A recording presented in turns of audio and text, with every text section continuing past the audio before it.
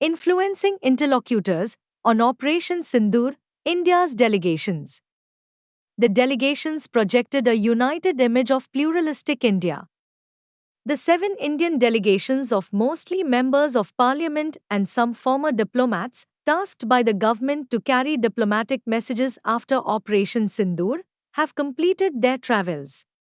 The 59 members visited 32 countries to convey the country's position on the outrage felt over the Pahalgam terror attack and its links to Pakistan, the restrained and precise nature of Indian strikes on Pakistan's terrorist infrastructure, and the new normal the government has adopted for terrorist strikes.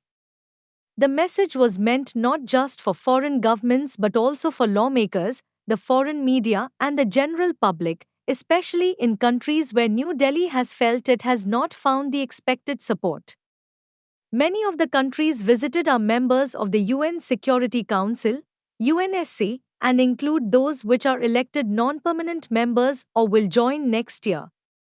This is important as India faced a diplomatic setback when Pakistan, an elected UNSC member for 2025 to 26, was able to amend the UNSC statement to omit references to the Resistance Front (TRF) that had claimed responsibility for the Pahalgam attack. That Pakistan managed to be chosen chair of the Taliban Sanctions Committee and vice chair of the UN Counterterrorism Committee will make India's task of holding the terrorists responsible for the attack accountable through UN designations and at the Financial Action Task Force more difficult.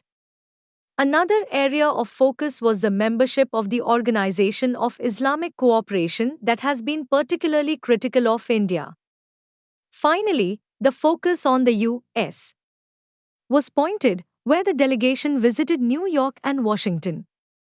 This may have stemmed from the appearance that ties with Washington are strained over President Donald Trump's persistent claim that he had mediated the ceasefire between India and Pakistan, using trade ties as a leverage to avert a nuclear conflict.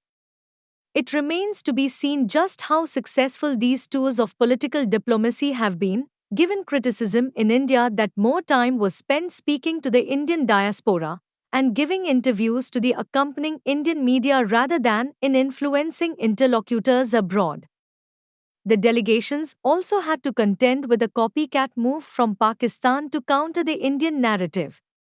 However, the overarching message of the delegations, comprising representatives from a number of Indian states, faiths, and political parties, is a powerful one of Indian unity and consensus on the issue of national security.